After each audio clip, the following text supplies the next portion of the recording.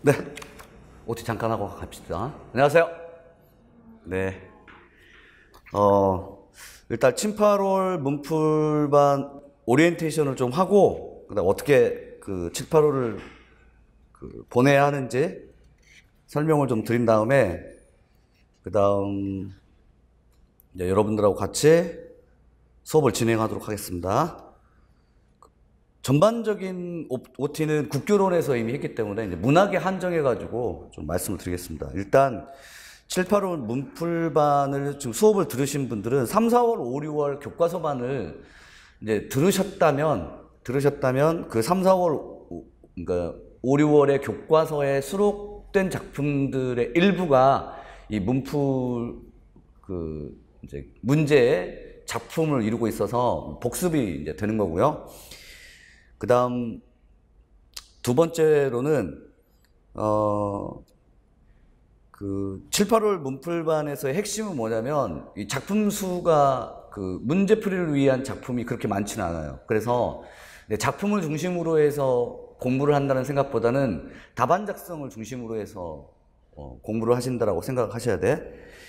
그래서 이제 어제 국교론 시간에도 말씀드렸던 바와 같이 두 가지예요. 문학, 특히 이제 이 문학하고 이제 연관지어서 일단 기출을 철저하게 보셔야 할 필요성이 있고, 두 번째로는 문학은 제가 보기엔 답안 싸움이에요. 그래서 국교론이야 어차피 답안은 키워드를 중심으로 해서 그 키워드가 정해져 있는 키워드이기 때문에 답안의 변별력이 모범 답안과 또 고득점 답안과 그렇지 않은 답안들의 변별력들이 그렇게 편차가 그렇게 크지를 않은데 반해서 키워드가 없으면 그냥 점수 안 주는 거야. 근데 문학은 모범 답안의 키워드가 분명히 존재하긴 하는데, 그렇다고 해서 모든 학생들이 그 모범 답안의 키워드를 썼다는 보장이 없어요. 예를 들자면 이별의 슬픔, 이렇게 내가 슬픔이라고 하는 키워드를 썼단 말이야.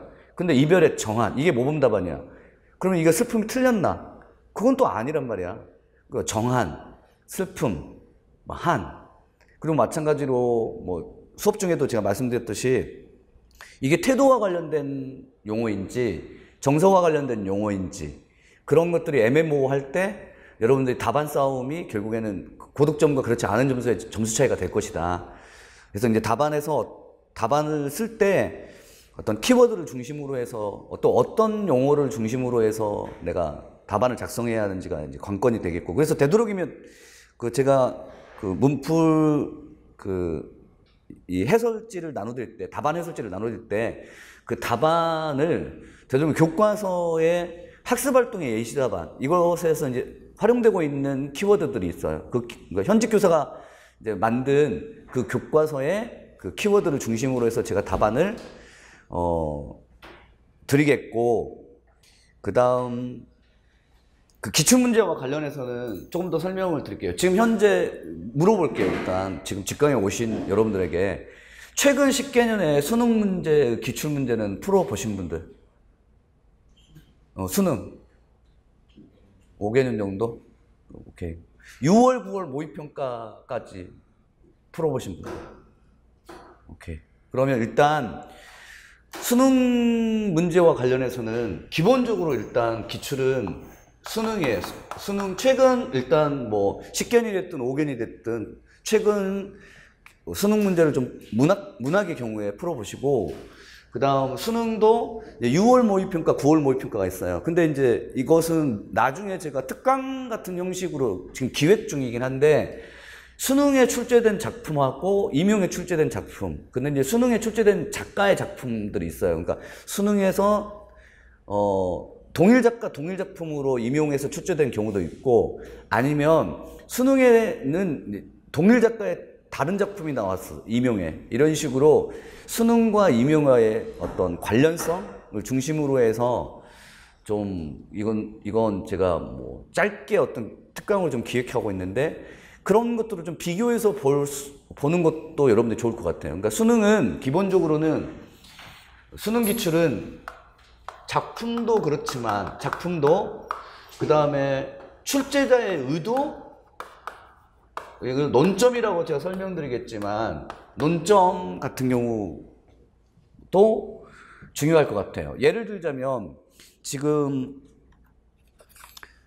이쪽 부분에 나오는 2020학년도 작년도의 기출문제 가운데서 김기림의 바다와 나비하고 최두석의 성애꽃 두 작품은 일단 김기림의 바다와 나비 같은 경우에는 지금 임용에 이미 기출된 적이 있었어요. 김기림의 바다와 나비는. 근데 이 김기림의 바다와 나비가 오래전에 기출됐을 때 어떤 논점으로 기출되었는가? 심상이에요, 심상. 감각적 구체화, 형상화와 유사한 심상 부분으로 출제돼서 이 문제인 작년도의 2020학년도 A형 문제 12번의 가의 김기림의 바다와 나비는 심상 부분에서 공감각적 심상의 기억본이 드러난 시행을 찾았으라라고 하는 문제는 너무 쉬운 기존의 기출문제들이었어요. 그죠? 그런데 이제 두 번째 나오는 최두석의 성애꽃 같은 경우에는, 작년도 이제 교과서 반에서 다뤘었고, 또 금년에도 이제 교과서 반에서 다루는데, 작품을 다룰 때, 그러니까 임용이나 수능에서 그 작품이 나올 때, 이 작품이 어떤 논점으로 접근하고 있지? 이것도 관건이에요. 근데 이 성애꽃의 교과서의 논점은 뭐였냐면, 성애를 꽃으로 인식하기까지의 과정, 이게 교과서의 논점이었어요. 그리고 이제 성애를 꽃으로 인식하기까지의 과정은 뭐 조금 이따가 설명을 제 문제풀이 교재도 있겠지만 이게 교육 과정에서 근거한 논점이었어요. 그러니까 그 교육 과정에 근거한 논점이 뭐였냐면 심미적 인식이 형상화된 언어예술이라는 문학 개념에서 이 작품을 다뤄요. 그러면 여러분들이 수능이나 임용 문제에서 여러분들이 문제를 풀 때 이렇게 이제 작품 중심으로 푼다라고 할 때는 반드시 그 어떤 논점으로 이 작품이 접근하고 있지를 반드시 확인해 주셔야 돼요. 반드시. 그래야만 머릿속에 남아. 그래야만. 혹시 여러분들이 수능 공부하실 때 한번 이렇게 거슬러 올라가 보면, 저도 이제 수능반을 가르쳤기 때문에 고1, 고2 올라와서 고2 때부터 수능 준비를 보통 하잖아요. 그러면 이제 수능 준비할 때 언어 영역의 문학 부분은 어떻게 공부를 하셨나 봐봐. 첫 번째는 일단 문제집 드립다 다 풀었어. EBS뿐만 아니라 학원 문제집. 그런데 공부를 거기다 조금 더 하고 싶다 하시는 분들은 천재 몇 종 하는 문학 자습서들 있죠. 그 문학 자습서들을 고2 때 보는 경우가 많았었어요. 그 고2 때 보는 문학 자습서는 일종의 작품을 좀 많이 알도록 하는 거죠. 그지? 그리고 이제 지금도 보시는 분들이 있어. 여러분 임용 공부하실 때. 그럼 보시면 엄청나게 많은 정보들이 있잖아. 예, 그 정보들이 내가 봤다고 해서 머릿속에 남느냐 이거지. 그렇지는 않을 거란 말이야. 결국에는 제가 말씀드리고 하는 것은 뭐냐면, 작품 중심으로 수능과 임용 기출에 보더라도 그 작품을 어떤 접근 방식을 취하고 있는가?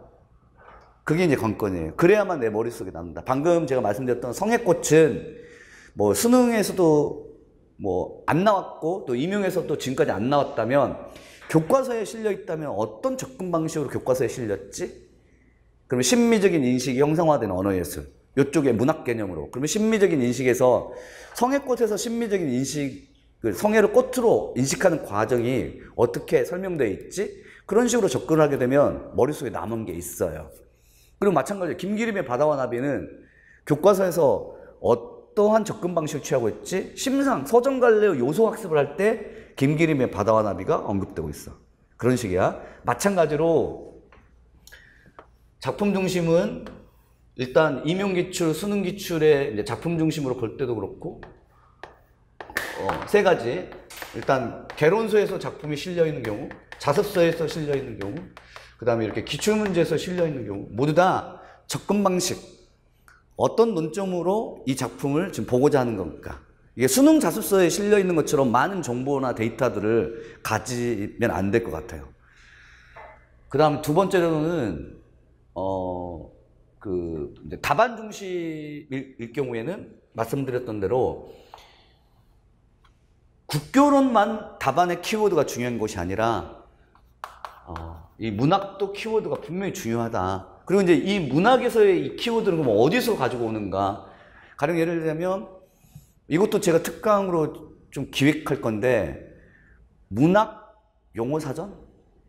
네, 이거는 제가 교재를 좀 만들기도 하고, 그 다음에 또 특강도 기획하기도 하고 할 텐데, 이런 문학의 용어 사전들이 아마도 여러분들이 아실 거예요. 다 있을 것이고. 근데 그런 문학계 용어 사전식으로 정리되어 있는 문학 용어, 이 키워드들이 어디에서 있냐면 수능의 선다형 선택지하고 임용에서 선택지에서 이 키워드들이 많이 나와요. 그럼 그 쓰임새들을 좀 아시면서 이런 경우에는 이런 맥락에서 이 용어는 써줘야 할 필요가 있겠다. 이런 거죠.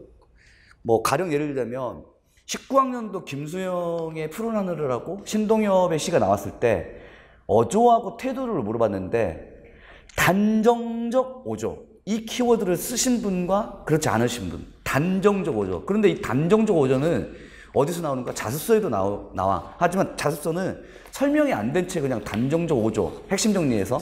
그러나 수능 선택지에는 단정적 어조로 어떤 태도를 보이고 있다라고 하면 그 단정적 어조에 대한 감을 좀 가져야 돼요. 어떤 맥락에서 이 단정적 어조라고 하는 것을 내가 써야겠구나. 그런 식으로 문제를 풀 때 수능이나 임용 문제, 특히 객관식 문제예요.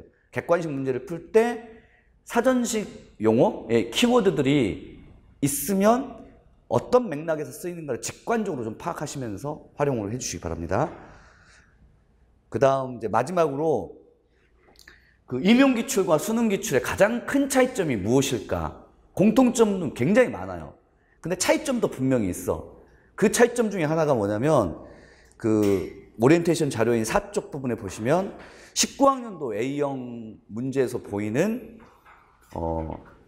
말하자면 문학사적 지식을 어느 정도는 요구를 해요. 임용에서는 문학사적인 지식을. 그래서 이 문학사적인 지식을 요구하는 문제와 관련해서는 적어도 교과서적인 문학사적인 지식 정도는 알아볼 필요가 있다. 알아둘 필요가 있다. 그리고 그 정도는 여러분들이 아마도 기존의 임용 기출을 공부하시면서 아실 것이고 또 문풀 과정에서 문학사와 관련되어 있는 문학사적인 지식은 충분하게 들을 거니까 이런 문제가 나오면 그렇게 어려워하지 말고 접근하시라. 다만 현대문학이 아니라 고전문학은 지금 어떻게 공부하시는가?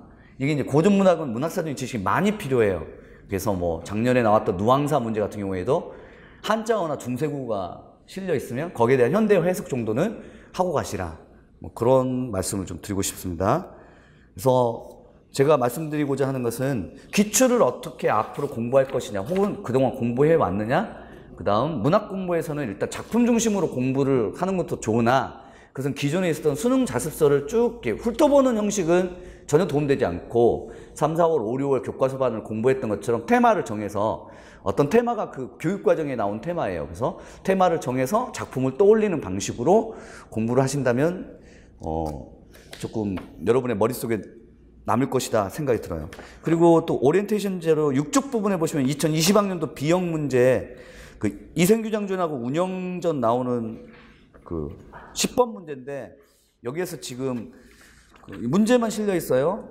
그래서 그 7쪽하고 8쪽 부분에 보시면 애정 전기 소설의 특징과 관련된 문제, 그리고 이제 거기에서 보기 부분에서 나왔던 뭐 적각 모티프의 사용, 이런 부분들은 다 임용 기출에서 출제된 바가 있었어요. 그리고 또 뭐 제 수업을 들으셨던 분들은 애정 전기 소설의 특징 하게 되면은 몇 가지가 있죠. 삽입시, 그 다음에 뭐 제자가인, 이런 식으로. 그리고 애정 모티프인 만남과 이별의 반복, 그런 것들은 다 애정 전기 소설의 특징들이기 때문에 고전 문학사에서의 이와 같은 문학사적인 지식들은 기본적으로는 일단은 알고 가셔야 할 필요성이 있다. 거기 작성 방법에서 요구한 것처럼 가에서 확인할 수 있는 애정 전기 소설의 특징을 2가지 쓰라고 했는데 여기는 아예 애정 전기 소설과 관련된 보기가 없어요. 그러니까 보기는 분명히 위에 있긴 하지만 그것은 가가 아니라 나에 관련된 거고, 애정 전기 소설의 전반적인 특징에 대한 문학사적인 지식에 대한 보기가 아예 없는 채 가에서 찾으라고 요구하는 문제. 이런 경우에는 애정 전기 소설의 그 특징에 대한 나의 문학사적인 지식이 있어야만 돼요. 그런 측면에서 문학사 부분은, 그러니까 문학사적 지식이죠. 수능과 임용의 기출에서 보면 가장 큰 차이점은 임용은 좀 약간의 문학사적 지식을 요구한다. 그 정도일 거예요. 그 다음 요 정도로 해서 마치기로 하고, 강의 계획안은 일단 여기도 지금 시간이 9시 30분인데 9시부터예요. 1시간 동안 모고를 보고 그 다음에 해설하고 하도록 하겠습니다. 그 다음 그쪽 부분에 주차별 강의 일정 부분에 보시면 여기도 마찬가지로 7월 마지막 그 회차는 휴강이야. 그리고 각 주차마다 그 진도별 계획이 있기 때문에 요 진도 내에서 여러분들이 미리 예습해서 답안을 작성하거나 논점을 분석하거나 개요를 작성해 오시면 여기 이제 여기 교실에 와가지고는 그 여러분들이 작성한 답안과 비교를 하는 거야. 그러니까 주로 그러니까 이 문학이든 국교론이든 어제 말씀드렸던 것처럼 복습보다는 예습 중심으로 하셔야 돼. 답안 쓰시고 그 다음에 모르는 작품이라면 작품에 대한 공부 약간만 하시면 되고, 복습할 때는 예습 중심으로 하시고, 여기 수업 시간에 와가지고는 그냥 답안이 맞느냐 틀리느냐 정도에만 확인하고, 그 다음 그걸로 이제 끝나는 거야, 문학 공부는. 그리고 이제 나머지 그 공부 시간은 뭐 모자란 뭐 문법이나 교육학 부분에 투자를 하세요. 그러니까 문학은 기본적으로 예습하고, 그 다음에 답안을 여기서 확인하고, 그런 식으로 여러분들이 그 수업 7, 8호를 보내셨으면 합니다. 이해하셨죠? 그리고 이제 일단은 목표는 7, 8월 동안에 임용기출과 수능기출에 최대한 그 뭐 10개년 이내의 기출문제는 한 번씩 다 그 본다라고 하는 마인드. 그 다음에 이제 임용기출과 관련해서는 최근 7개년의 서답형 문제의 기입형 빼놓고 서술형 문제만 한번 풀어본다, 한번 써본다, 작성해본다. 그리고 이제 수업 시간에 물론 기출문제를 언급을 해드려요. 언급을 해드리겠지만 그 언급한 기출문제를 다시 한번 집에서 복습할 때 확인 정도만 하고 넘어가시면 좋겠습니다. 이해하셨죠? 네.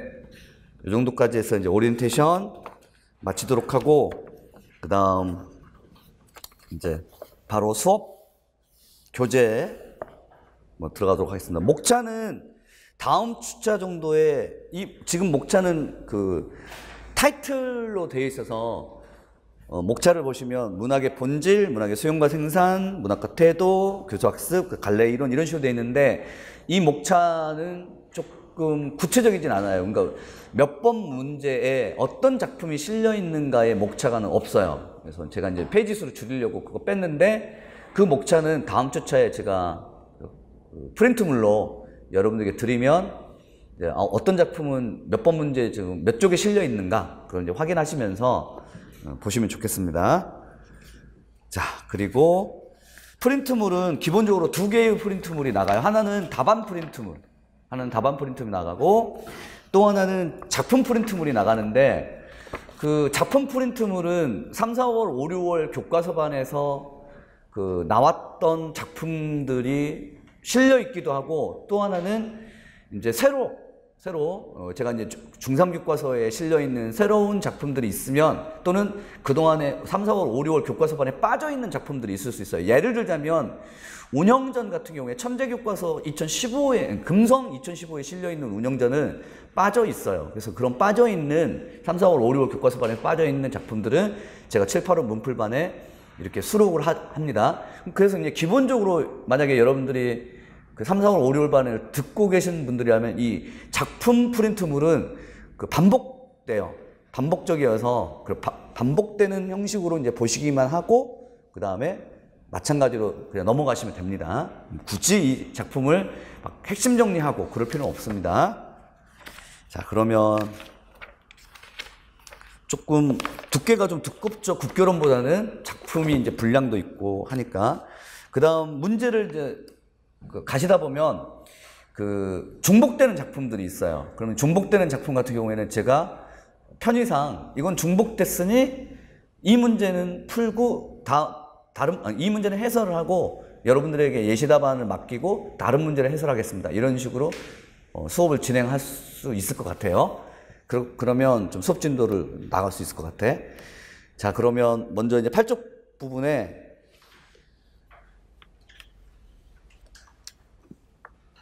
보시면 일단 여기는 너무 쉬워요. 그래서 한 1분 정도 시간을 드릴 테니까 일단 문제 풀고 나서 그 다음에 답안 확인한 다음 제가 약간 해설을 좀 해드리도록 하겠습니다. 한번 풀어보세요.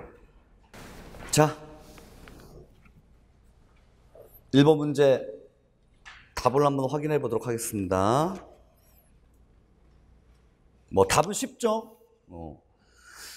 일단 기억하고 니은에 들어가야 할 이제 그 해당하는 말을 순서대로 쓰는 건데, 황지우의 시를 가지고서 이 시에서 두 번째 지시적인 의미로서의 흰새떼가 아니라 함축적인 의미를 적어라 라고 할 때, 여기서 흰새떼는 어떤 함축적 의미가 있는가 라고 하면, 만약에 이제 단어를 적어라 라고 하면 뭐 자유, 그 다음에 만약에 어구 형태로 적어라 라고 하면 자유로운 존재, 그 정도일 거야. 그 다음에 두 번째 니은번 부분에서는 이 황지우의 새들도 세상을 뜨는구나의 핵심이 됐던 그 표현 방법이 있다. 그 표현 방법이 뭐냐면 바로 반어인데, 이 반어가 나타난 부분을 19절을 찾으라 하면 이제 삼천리 화려강산, 여기 이제 반어가 나온다. 그러면 이제 반어가 왜 어떠한 의미에서 반어냐, 그 부분에 해당되는 부분에서 그 예시답안 프린트물의 일쪽 부분의 하단 부분에 보시면 제일 밑에 기억에서 갈대숲을 이륙하는 흰새떼들의 함축적 의미는 화자의 처지와 상반되는 부러움의 대상이라고 하는 점에서 화자는 현실에 묶여있는 존재, 그런 의미에서 자유로운 존재를 의미하고, 여기까지. 그 다음 두 번째로는 니은에서 삼천리 화려강산이 왜 반어냐라고 하면 애국가의 가사의 일부분이에요, 삼천리 화려강산은. 그리고 이것은 당시의 현실에 비춰보자면, 당시의 현실은 뭐 독재 또는 강요, 억압, 이런 독재와 강요와 억압이라고 하는 현실에 비춰보자면 그렇지 않은 것과 관련돼 있으므로 반어, 그러니까 반어를 통해서 현실에 대한 조롱과 비판을 하는 거야. 자, 여기에서 이제 여러분들이 조금 더 이 문제를 좀 확장시켜서 볼 필요가 있어요. 무슨 말이냐면, 일단 1번 문제 황지우의 새들도 세상을 뜨는구나 하고 연관해서 첫 번째 출제 포인트는 뭐였냐면, 흰새떼라고 하는 것이 어떤 함축적 의미를 지니고 있느냐라고 할 때, 이것은 화자의 현재 처지와 대비되는 존재, 이걸 대상이라고 합시다. 또 소재라고도 합시다. 그럼 이것이 만약에 사물 혹은 상황일 경우를 우리 요걸 뭐라고 불러? 그지?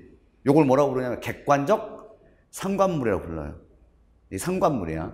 그러니까 현재 화자의 처지와 상황을 뭐 예를 들면 그러니까 처지와 상황과 관련되어서 어떤 정서죠, 정서. 어떤 정서를 환기시켜주는 그러한 사물과 상황을 상관물이라고 부른다면, 이 상관물을 통해서 드러내고자 하는 건 뭐냐? 나도 저 흰새떼처럼 이 억압과 구속으로부터 자유롭고 싶어. 그래서 키워드가 자유야. 여기까지 이해하셨죠? 이런 정서를 직접적으로 드러낸 게 아니라 간접적으로 환기시켜준다. 이게 이제 첫 번째고, 그 다음에 두 번째로는 이제 이 황지우 새들도 세상을 뜨는 거에서 반어예요, 반어. 근데 이 반어는 이미 임용에서 김명수의 하급반 교과서로 출제된 적이 있었어요. 그죠? 근데 이제 여기에서 이 반어의 원래의 문학 개념의 의미는 뭐야? 표현된 것과 의도 사이의 모순이잖아. 그러니까 겉으로 표현된 것과 의도 사이의 모순이다. 속의 이면적인 의미와의 모순이라면, 여기는 황지우의 새들도 쓰는구나, 새들도 세상을 뜨는구나에서 삼천리 화려광산이 그럼 어떤 의도를 드러내는데, 의도는 뭐냐면 억압과 구속의 현실에 대한 비판, 비판적 태도를 지금 드러내고 있어요. 그리고 바로 김명수의 하급반 교과서에서도 요 논점으로 출제된 바가 있어요. 왜냐하면 획일화된 현실, 교과서를 따라서 읽는 획일화된 현실에 대한 비판. 여기도 마찬가지로 억압과 구속의 현실에 대한 조롱과 비판. 이해하셨죠? 그 정도가 그러니까 비판적 태도죠. 비판적 태도를 볼 수 있는 것이고, 이 반어는 비판적 태도는 계속해서 여러분들의 이 김명수의 하급반 교과서의 임용문제 이외에, 만약 예를 들면 김유정의 만무방이 임용문제에서도 현실을 미학적으로 형상화하는 원리, 이런 식으로 문제에 출제된 바가 있어요. 그럴 때 그 현실을 미학적으로 형상화하는 원리가 또 만무방에서 이것도 반어예요. 왜냐하면 처음에 예측했던 것, 기대했던 것과는 다른 결과를 가지고 왔으니까. 왜냐하면 벼의 주인이 됐던 그 동생이 도둑이 되는 그런 현실. 그러면 이것도 마찬가지로 이 반어를 통해서 드러내고자 하는 작가의 의도는 뭐지? 라고 하면 당대의 조선의 식민지의 현실에 대한 비판이에요. 이해하셨죠? 그런 식으로 비판적 태도라고 하는 것을 반어에서 이제 보게 될 것이고, 이런 식으로 이제 우리가 논점을 잡을 수 있고, 그 다음에 이제 이 세상을 뜨는구나가 아니라 이 그 8쪽에 나오는 가치 있는 경험을 언어적으로 형성한 예술, 요거는 문학 개념하고 연관이 있어요. 근데 이제 이 문학 개념은 2000 몇 교육과정이냐면 12교육과정에 나오는 문학 개념이에요. 그래서 그 예시답안 프린트를 보시면 논점 분석에서 2012 문학교육과정에서 제시되었던 세 번째 줄이죠. 문학의 개념은 크게 세 가지의 요소를 가지고 있다. 그래서 하나는 논점 분석에서 언어예술로서의 성격, 또 하나는 가치 있는 주제로서의 성격, 그 그림이 나오죠. 세 번째로는 형상화라고 하는 언어적 표현으로서의 성격. 그래서 언어, 그 다음에 주제, 그 다음에 형상화, 이렇게 이제 세 가지 문학 개념.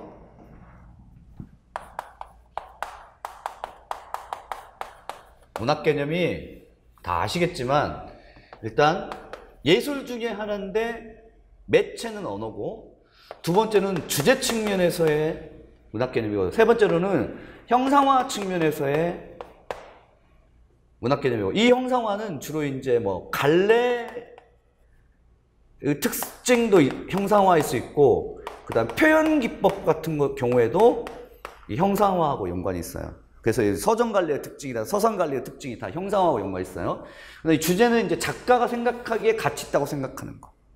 이렇게 해서 이제 이 세 가지의 요소가 2012 교육과정의 문학 개념이에요. 그래서 1번 문제를 보시면 그 활동지가 첫 번째 활동은 이 시는 색채로 표현하는 미술이나 선율로 표현하는 음악과 다르게 언어로 표현하고 있어. 이거 언어 조건, 언어 요건이라고 불러요. 그 다음 두 번째로는 이 시의 흰색 때는 지시적인 의미가 아니라 함축적인 의미를 지니고 있어.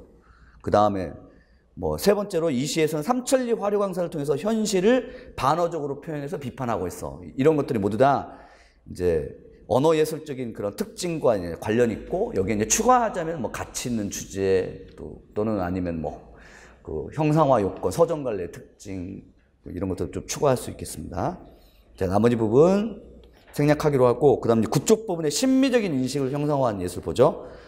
여기는 이것도 지금 기입형 문제에서 한 2분 정도 드릴 테니까 뭐 풀어보시기 바랍니다. 시작. 네.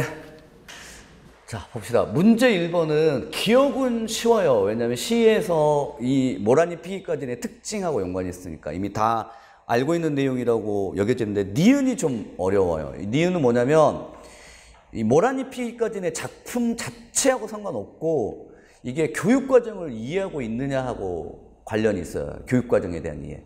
교과교육 문제예요. 그럼 일단 그 10쪽에 모란이 피기까지에 나타난 그 활동 과제 계획부터 보겠습니다. 활동 과제 계획을 나에서 과제 계획을 보면 두 칸으로 나눠줬잖아요.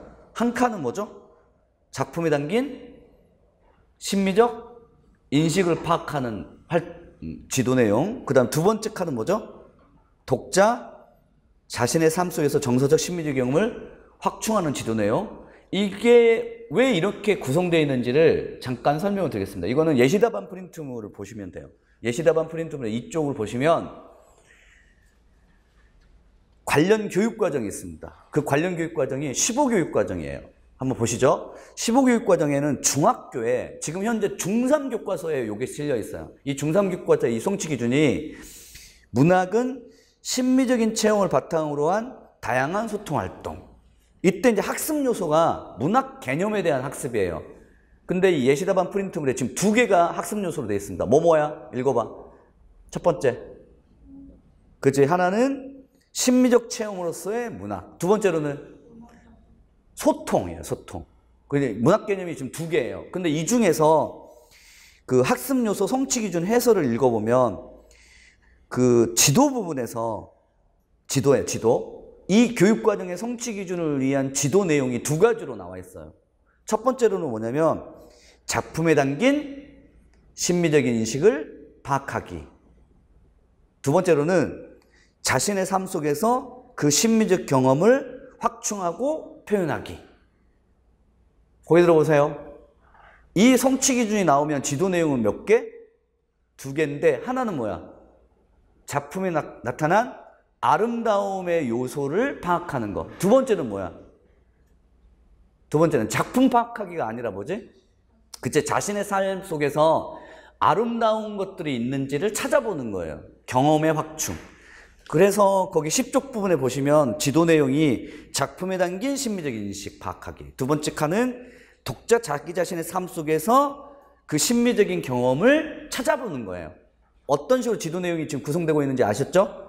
그리고 이제 작품이 나타난 그러면 그 아름다움의 측면을 파악하는 것은 두 개의 측면으로 지금 파악해요. 기본적으로는 내용의 아름다움, 형식의 아름다움. 그런데 여기서는 내용의 아름다움은 주제 측면이에요. 화자의 정서. 그래서 모란이 피기까지 있는 애 주제는 뭐냐라고 하면 자신의 소망이 이루어지기를 간절하게 기다림. 이게 이제 주제고, 그 다음에 형식의 아름다움은 이게 이제 서정 갈래적인 특성이나 표현 방법의 아름다움이에요. 그래서 예를 들면 운율 측면, 어조 측면, 그다음 역설 표현 이렇게 나오는데 기억본에 이제 들어갈 것은 운율 측면에서 모란, 보람, 소름, 예순날과 같은 것은 이것도 운율을 이룬다. 근데 이 운율적인 특성이 우리가 보통 뭐라고 부르냐라고 하면 울림소리의 미묘한 음악적 효과, 뭐 음상, 음성 상징어, 뭐 이런 식으로 음상 또는 울림소리 이렇게 부르기도 하죠. 뭐 이런 내용은 여러분들이 아마 다 아실 것이고, 그다음에 역설 표현인 찬란한 슬픔의 봄. 이것이 왜 역설인가? 역설을 아는 것, 역설적 표현이다라고 하는 것을 아는 것이 중요한 것이 아니라 왜 역설인가? 또 중요합니다. 역설인 이유는 여기가 모란이 지는 것이 슬프고 하지만 또한 모란이 피기 때문에 기쁜. 그래서 슬픔과 기쁨이 동시적으로 드러났기 때문에 이게 역설인 거야. 이렇게 이제 보시고, 하지만 이제 두 번째 니은 부분에서는 바로 내용의 미적 가치에 대한 학습 활동을 제시하라고 했는데 좀 어려워요. 그래서 여기서도 이 시의 이제 내용, 모란이 피기까지의 내용이 뭐였냐면 소망에 기다리는 거잖아요. 그래서 마치 이제 독자들도 여러분들도 이 시의 화자처럼 무엇인가를 소망이 이루어지기를 기다린 경험이 있는가? 이게 이제 학습 활동이에요. 학습 활동. 그래서 내용면에서 학습 활동의 니은번은 여러분들도 이 시의 화자처럼 소망이 이루어지기를 기다린 적이 있는가? 이게 이제 학습 활동이고, 그 다음에 형식적인 측면에서의 학습 활동은 이 시에 쓰인 찬란의 슬픔의 봄은 모순된 두 개의 감정을 느끼는 것인데 이처럼 모순된 감정을 느꼈던 경험이 있는가? 이렇게 해요. 학습 활동이. 기억하시겠죠? 꼭 기억해 주시기 바랍니다. 왜냐하면 기본적으로 심미적인 인식을 형상화한 언어예술은 2015 교육과정에 지금 새로 신설된 교육과정의 성취 기준이고, 또 이게 중학교 중3 교과서에 현재 실려 있어요. 그리고 올해 발간된 교과서에 실려 있어요. 그리고 바로 성애꽃이 이 심미적인 인식의 형상화, 이 부분하고 이제 연관된 문제로 작년에 이제 나왔었지만, 요런 교과서의 학습 활동이나 지도 내용 쪽으로는 나오진 않았어. 따라서 철저하게 지도 내용 쪽으로 이 심미적인 인식의 언어로 형상화된 예술이라고 하는 측면을 이제 꼭 기억해 두시기 좋겠습니다. 그래서 만약에 이제 정리를 좀 해보자면 이 2015 교육과정의 심미적인 인식의 형상화,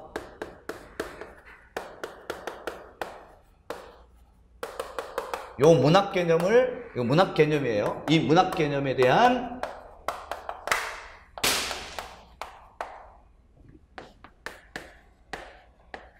지도 내용은 몇 가지냐라고 하면 첫 번째 작품을 파악하는 거야.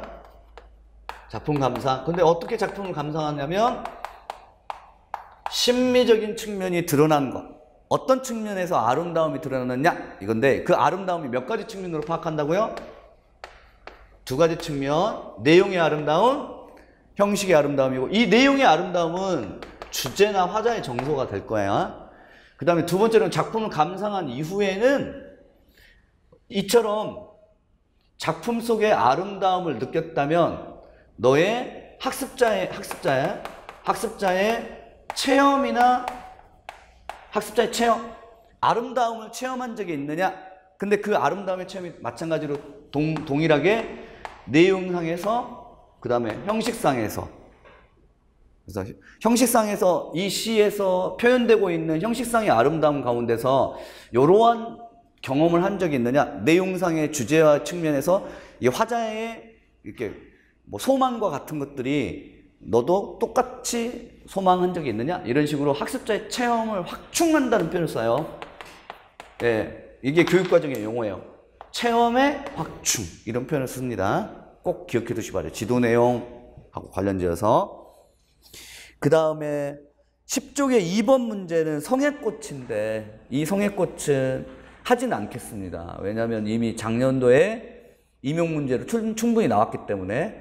마찬가지예요. 여기서 기억본에 들어가야 할 성애에 대한 의미. 성애는 어떻게 이루어진다고 했어요? 입김과 숨결, 한숨, 숨결 같은 거, 정렬의 숨결 같은 거. 그래서 기억본에 들어가야 할 그 식구를 찾았어라라고 하면 뭐 찾았을 수 있고, 여기도 마찬가지예요. 11쪽도 마찬가지로 보기 부분에 보시면 그 두 번째 칸에서 작품에 담긴 심미적인 인식을 파악하기. 그게 이제 첫 번째 지도 내용이고, 두 번째 지도 내용이 12쪽에 넘겨보시면, 예, 정서적 심미적 경험이나 체험을 확충하기야. 그러면 어디에서 정서적 심미적 경험을 확충하기인가? 니은번 부분에 들어갈 것은 뭐죠?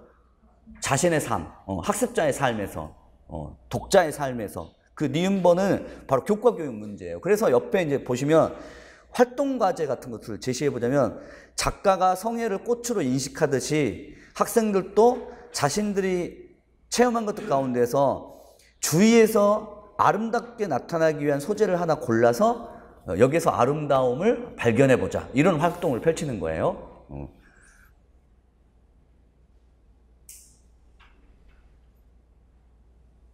자, 여기까지는 아시겠죠? 네. 그리고 그 3번 잠깐 건너뛰고 3번 조금 이따 설명하고, 4번 문제는 수능식으로 그냥 풀면 됩니다.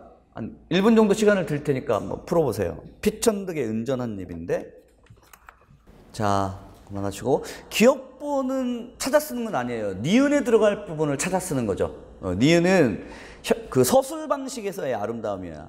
그래서 거지의 행동에 대한 주관 판단을 배제하고 객관성을 확보하고, 그 다음에 어떤 대목에서 여운을 줌으로써 극적 효과를 높이는 서술 방식의 특징의 아름다움.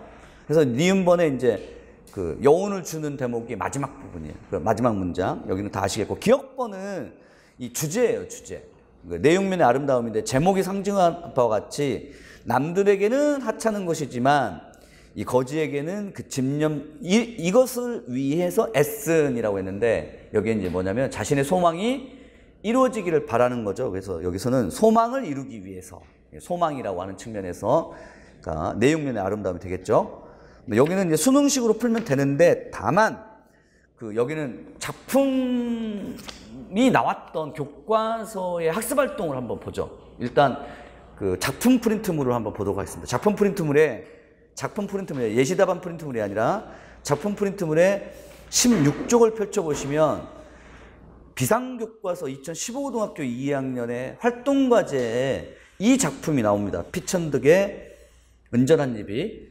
그리고 옆에 부분의 지도방을 읽어보시면, 그러니까 먼저 이제 활동 부분을 먼저 보면 다음 작품을 감상하고 이 작품에서 느낄 수 있는 아름다움의 측면을 내용면, 소설 방식면, 이렇게 아름다움을 내용면, 소설 방식면, 그래서 이제 옆에 지도 방안에 보시면 작품을 읽고 감동을 느낀 부분이나 인상 깊은 부분을 이야기하고 감동을 준 내용과 그 내용에 감동을 더해준 서술적 장치를 파악해서 미적 측면을 내용적 측면과 그 다음에 서술 방식 두 측면, 그 내용과 서술 방식 이런 식으로 두 측면으로 지금 나누는 것을 볼 수 있습니다. 여기가 제가 지금 여기는 심미적인 인식의 형상화라고 하는 중학교 교육과정에 항상 아름다움의 측면을 내용면의 아름다움, 형식면의 아름다움 이렇게 나누는 분류하는 모습을 지금 볼 수 있습니다. 항상 기억해 두시고 여기는 수필이기 때문에 그 형식의 아름다움이 주로 이제 서술 방식 측면을 주목하고 있다. 이렇게 보시면 됩니다.